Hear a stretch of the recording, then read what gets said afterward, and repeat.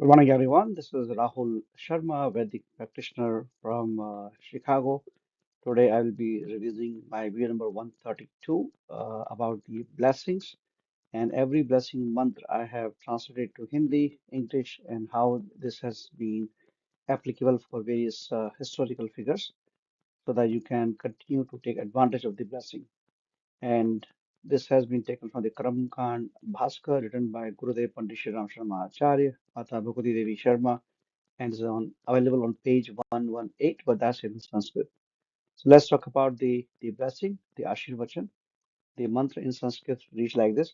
Om Vivek Sanyutam Prakyam Duradaste Datevacha Charitrya Sarvada Adasham Veda Mata Prayachatu Veda Mata Prayachatu. This is a beautiful blessing to give to your friends and family. This tells in Hindi, Hey Bhagwan, हमें विवेक और सम्यक प्रज्ञा प्रदान करें. Pragya is just like a Hans Buddhi.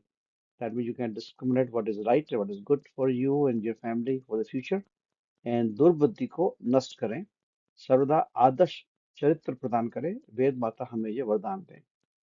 The people who doesn't understand Hindi, for you, I will tell you what is the true meaning when somebody is giving you this blessing. And doesn't need that you remember the Sanskrit version.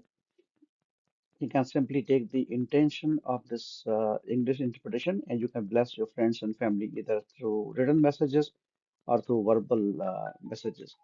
May the divine, which is Goddess Gayatri, grant us wisdom and right understanding, destroying the ignorance and poor judgment. May we be blessed with the exemplary character, always this boon for our blessing and Bani for all our knowledge. Basically, even just by chanting Gayatri Mantra, you are going to bless with this. This is a specific blessing mantra. Normally, we chant towards the end of the puja or worship. So you can take advantage of this mantra. Now, in terms of Gurudev's point of view, by reading his books and knowing him for last 36 years, how what does it really mean here is the Vivek, which is the discriminative wisdom is the cornerstone of all the spiritual and material progress. The mantra bless you for having three major pillars. One is the right knowledge, that we call it Pragya. That means beyond mere information that Gurudev has ignited for himself by doing 24 years, 24 Mahapurushan of Gayatri Mantra. Second important pillar is the character building, the charitra. What the mantra says that the ethical foundation. The last part, which is also the last part in Gayatri Mantra also, is the destruction of the ignorance. That means clearing mental obstacles. Sometimes we are always in confusion state, we don't understand what's going on, and it's hazy in our mind. That's where the this mantra or through chanting of the Gayatri Mantra, you get the clear vision and all the confusion is getting clear. So that's what this mantra blessing really means. Some of the current modern example who are blessed with this wisdom mantra, and they're shown by example. Consider Warren Buffett. The investment philosophy, his success stems not from complex strategies, but from the discriminative wisdom or vivek. And nobody can challenge that his vivek regarding investment is incorrect. He consistently says, rule number one, never lose money. And rule number two, never forget rule number one. If we all keep this in mind, our money is going to continue to grow. And this reflects the mantra's emphasis on the right judgment over the impulsive decision. Doesn't need you need to be knowing the Sanskrit or you need to be in Hindu. This applies for everyone. Basically, we're talking about the discriminative power, and you can increase, enhance whichever way you want to. Other example is our ex-president from India, APJ Abdul Kalam. He embodied the character aspect, the character part of this blessing mantra. His scientific achievements were built on unwavering ethical principles, making him beloved as the people's president. So he has been blessed by this mantra. Doesn't matter whether he was a Hindu or not. Same thing, Virat Kohli's the fitness transformation shows the perfect vivek or the pragya he leveraged. He saw that traditional Indian cricket training was not enough for modern demands, and his discriminative wisdom led him toward the revolutionized diet and fitness, which become a benchmark for the next generation.